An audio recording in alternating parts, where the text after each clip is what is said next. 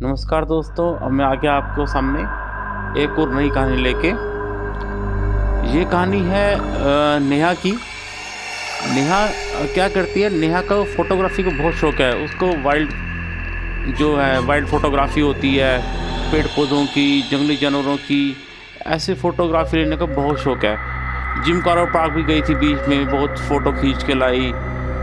एक आध शेर की फ़ोटो भी मिल गई, बाकी बिच्छू, साँप और जो हिरण वगैरह जो मिले ऐसे खींचती रहती है। जहाँ भी कहीं जाती है गले में कैमरा लटकाती है, अपना हाई डेफिनेशन कैमरा, और चल पड़ती है घूमने के लिए। उसे फ़ोटो लेने का बहुत शौक है। एल्बम भी उसने अच्छी बना रखी है, एक आध उस पे बुक भी उसकी छप गई है। तो आज उसके ऊपर कहानी है कि कैसे उसको एक डरावना अनुभव हुआ हिमालय की गुफाओं की तरफ। तो मैं उसकी वो कहानी आपको सुनाता हूँ। तो नेहा का बहुत से जानवरों की फ़ोटो पर उसने काम कर रखा था। एक बार उसका मन में आया कि मैं हिम तेंदुओं की फ़ोटो खींच के लाती हूँ। तो हिम तेंदुए हिमालय के पास मिलते हैं, तो वो हिमालय के वहाँ पे चली गई। तो लेकिन उसे रास्ते तो कुछ पता नहीं थे, तो उसने वहाँ का एक लोकल गाइड विजय को मिला उसे। तो उसने कहा कि मुझे तेंदुआ की फ़ोटो लेनी है, तो मुझे दिखा सकते हो? तो उसने कहा हाँ, दिख तो आता है लेकिन थोड़ा मुश्किल है और हमें काफ़ी अंदर चलना पड़ेगा, तो ही हम ऐसा कुछ देख पाएंगे। आसपास तो अभी ऐसे हिम तेंदुए मिलते नहीं है, और फिर रिस्क भी है, देखो जान का रिस्क भी है। कहते हैं इतनी हिम्मत है, चल लोगी?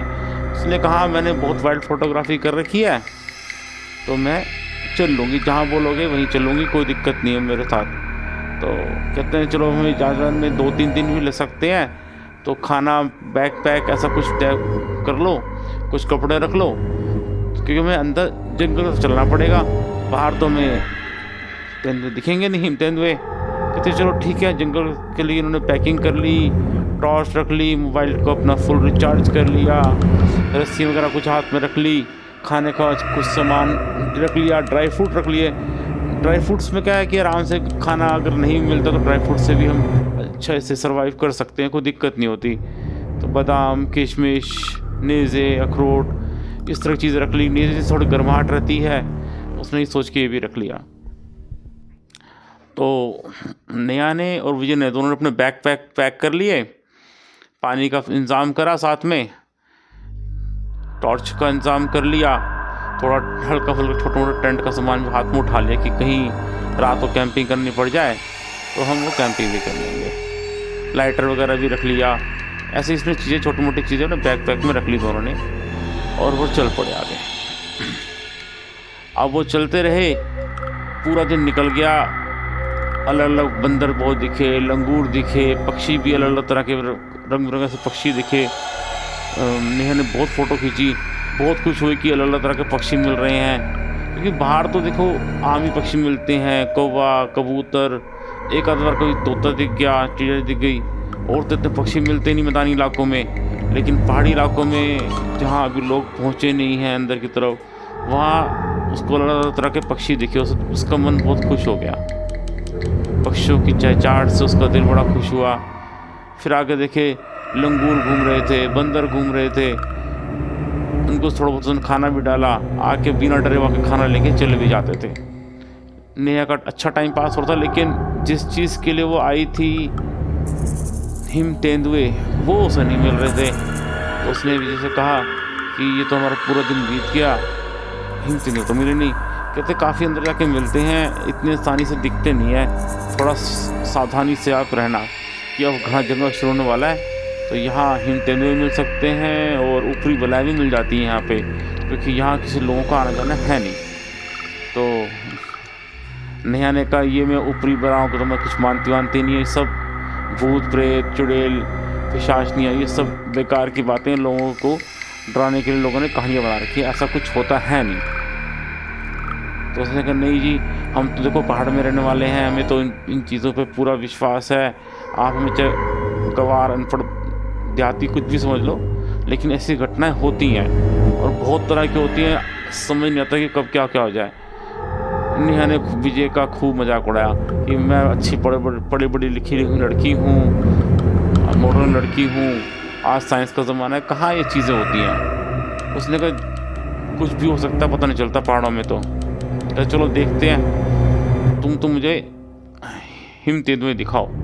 तो ठीक है चलते हैं। घना जंगल शुरू हो गया, आवाज़ें पक्षियों की अब कम आने लगी अंदर गहराई के अंदर।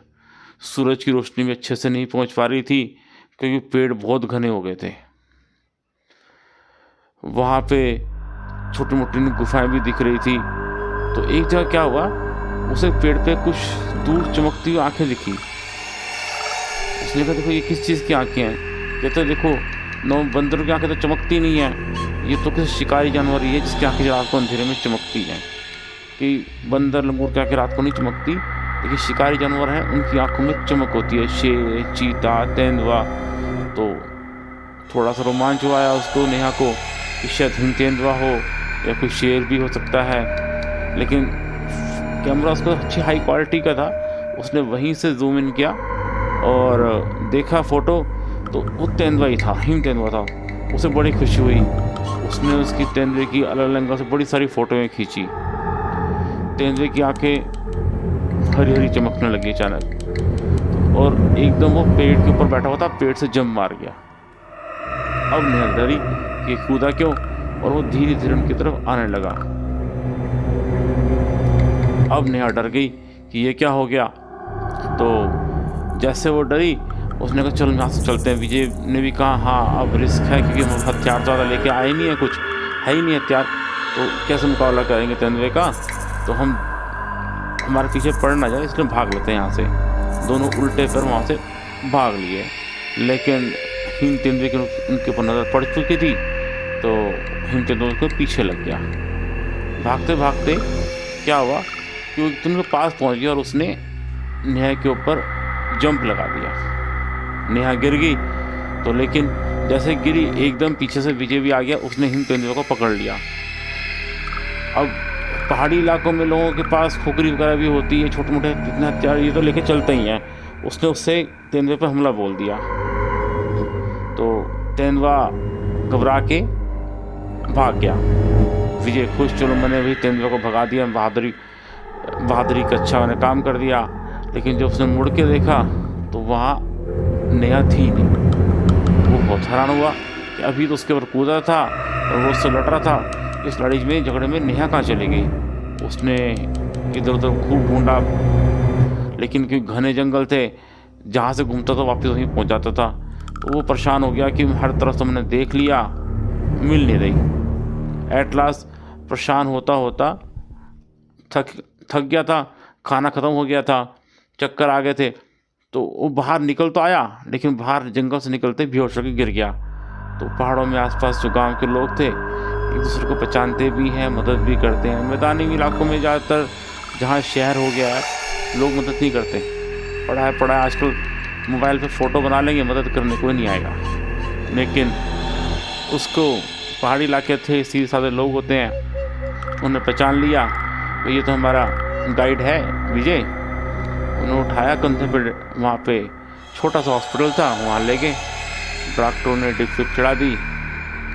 4-5 घंटे बाद विजय को होश आया। तो उसने बताया कि ऐसे ऐसे हमारे पीछे तेंदुआ पड़ गया था, मैंने तो भगा दिया, लेकिन जो मेरे साथ लड़की थी नेहा, वो अब नहीं मिल रही। तो अब क्या करें?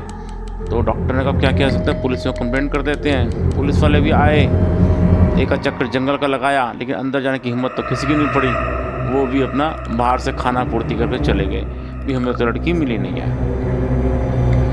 छोटे इलाके होते हैं पहाड़ी में, एक बात कान से दूसरे कान बहुत जल्दी पहुंचती है और बहुत जल्दी फैलती है।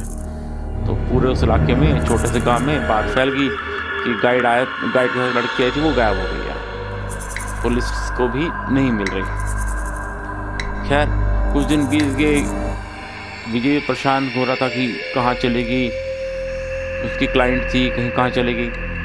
तो थोड़े दिन बाद क्या हुआ, विजय ऐसे ही घर के बाहर बैठा हुआ था, एक साधु उसके पास आया। उसने कहा कि तुम्हारे साथ एक लड़की थी, वो गुम हो गई। कहता हाँ बाबा जी, आपको कैसे पता? कहता मुझे सब पता है, चलो मैं तुम्हें बताता हूँ वो कहाँ है। तो विजय को बस पहले सोचने लगा है, इस साधु से चलूँ ना चलूँ, पता नहीं। अब साधु बाबा भी क्या थे, पूरे शरीर पर राख मली हुई थी, बड़े बड़े लंबी लंबी जटाएं थी, हाथ में त्रिशूल था, गले में रुद्राक्ष की मालाएं पड़ी हुई थी, सर पे रुद्राक्ष की माला थी, गले में रुद्राक्ष की माला थी, बाजुओं में भी रुद्राक्ष की मालाएं थी और पैरों में भी रुद्राक्ष के मालाएं पड़ी हुई थी, इस तरह गोल गोल से बना के। थोड़ा वो घबरा से लगा तो साधु बाबा ने कहा, डर मत, मैं अघोरी हूँ, हमारा वेश तो ऐसा ही होता है, लेकिन हम दिल के अच्छे होते, चिंता मत कर, तेरा कोई अहित नहीं होगा। तो उसने जब सुना कि अघोरी है तो उन्हें पता कि अघोरी खुश हो जाए तो कुछ भी कर सकते हैं। तो कहता चलो बाबा जी चलता हूँ, क्योंकि हिमालय में बहुत अघोरी तपस्या करते हैं, गुफा में बहुत तपस्या करते हैं, अघोरी मिल जाते हैं। ऐसे फेमस अघोरियाँ त्रिष्टा अघोरी, कभी उनके ऊपर आपको कथा सुनाऊंगा क्या है कैसे हैं। तो वो बड़े फेमस अघोरी हैं। खैर तो वो विजय जी चल पड़े उनके साथ, अघोरी के साथ, तो अपने साथ वो के गुफा में ले गए। तो उसने कहा कि तेरे वो लड़की है दूसरे लोक में पहुंच गई है, मरी तो नहीं है लेकिन उसको एक आत्मा पकड़ के अपने दूसरे लोक में ले गई है। तो उसने बाबा जी मैं अब क्या करूं, मेरे बस की तो ऐसा कुछ है नहीं। कहता है वो काम तेरा नहीं, वो काम मेरा है, तू बैठ, तो कुछ है जैसे आई थी तुमने कुछ साथ में इकट्ठे सामान लिया था। कहता हाँ उनसे साथ में मफलर रह गया था उनके गले का, मेरे पास मेरी बैग में पड़ा रह गया था। तो उसने कहा चल कपड़ा दिखा और गुफा में चलते हैं। अपना अंदर गुफा में ले गए। बाहर से गुफा बर्फ से ढकी हुई थी, अंदर लेकिन बड़ी गर्माहट सी थी। बाबा अघोरी ने क्या किया, कुछ मंत्र पढ़े, लकड़ियाँ प्रकट हो गई। दोबारा कुछ मंत्र पढ़े तो उन लकड़ियों में आग प्रकट हो गई। वहीं से उन्होंने हवन करना शुरू कर दिया। हाथ हिलाते हैं, अलग से हवन सामग्री आती, कभी हवन सामग्री आ रही है, कभी कपूर आ रहा है, कभी लौंग के दाने आ रहे हैं, कभी काली मिर्च के दाने आ रहे हैं, कभी पीली सरसों आ रही है। तो वो डालते आहुति जाते आ रहे थे और फट सा बोलते जाते थे। और कई बार अलग अलग सी रोशनी चमकने लगी, कभी नीली रोशनी आ रही थी, कभी गुलाबी रोशनी चमकने लगती थी हवन कुंड से। तो विजय देखता आ रहा था, डर भी रहा था, लेकिन आश्चर्यचकित भी होता कि ऐसा भी होता आज के ज़माने में कि हवा से कोई चीज़ें प्रकट की जा सकती हैं। उसके बाद बाबा जी ने अलग अलग मंत्रों का जाप किया। पहले काली के मंत्रों का जाप किया, फिर भैरव जी के मंत्रों का जाप किया, फिर शिव ताड़ना स्त्रोत का जाप किया, वापिस से फिर काल भैरव के मंत्रों का जाप शुरू कर दिया। तब क्या हुआ, उस अग्नि से नीली रोशनी प्रकट होने लगी और एक ऊपर तक रोशनी चली गई और वो फिर बाहर की तरफ चली गई। तो बाबा और बाहर की तरफ चलने लगी तो बाबा जी ने इशारा किया कि विजय को चल उठो, अभी रोशनी का हमें पीछा करना है। वो रोशनी धीरे धीरे आगे चलते चलते घने जंगलों में घुस गई। साधु बाबा और विजय दोनों उस रोशनी का पीछे करते करते वापस जंगलों में पहुंच गए। अब एक जंगल में जाकर पहुंच के रोशनी एक स्थान पर जाकर रुक गई और ज़मीन के अंदर घुस गई। बाबा ने इशारा किया, हाथ हवा में ही फावड़ा वगैरह प्रकट हो गए और कुदाल प्रकट हो गए। उसने विजय से कहा कि इस स्थान को खोदो। तो विजय ने स्थान को खोदा, 2-3 फीट गड्ढा खोदा तो वहाँ कुछ दिखने लगे कपड़े से उसके। विजय हैरान किया, ये तो अगर इसके अंदर दब गई है तो सांस तो उसकी आ नहीं रहूँगी, ये तो मर गई होगी। बाबा ने बाहर निकाला, सांस नहीं आ रही थी। तब उन्होंने बाबा ने इसके ऊपर रखा और मृत संजीवनी के मंत्रों का जाप शुरू कर दिया। जैसे जैसे मंत्र जाप करते आते थे, हवा से ही उन्होंने वहीं पर हवन कुंड मंगा लिया। हवा से जैसे पहले ही अग्नि प्रकट कर ली और वैसे ही हवन में आहुति देते आते हर एक मंत्र पूरा होने के बाद। आश्चर्यजनक एक बात ये थी कि मिट्टी में शरीर पड़ा हुआ था नेहा का, लेकिन गला नहीं था, वरना 2-3 दिन 4 दिन में शरीर की हड्डियाँ गलनी शुरू हो जाती हैं। बिल्कुल ऐसा फ्रेश लग रहा था जैसे अभी सो ही रही है। ये सब दूसरी लोक की माया का असर था। इस आत्मा ने उसे दूसरे लोक में ले गई थी और उसका शरीर अभी भी स्वस्थ सा, ऐसा लग रहा था जैसे कि अभी बोल पड़ेगा, लेकिन अंदर जान नहीं थी, प्राण नहीं थे। क्योंकि वो प्राण उसी लोक में चले गए थे। बाबा ने वही कर रहे थे कि मृत संजीवनी का मंत्र जप के वापिस आत्मा को बुला रहे थे। धीरे धीरे मंत्रों को जापते हुए चला गया। रात्रि भी एकदम होती चली गई, शाम से लेकर रात बीत गई। बाबा जी ने कम से कम 50 माला जाप कर लिए।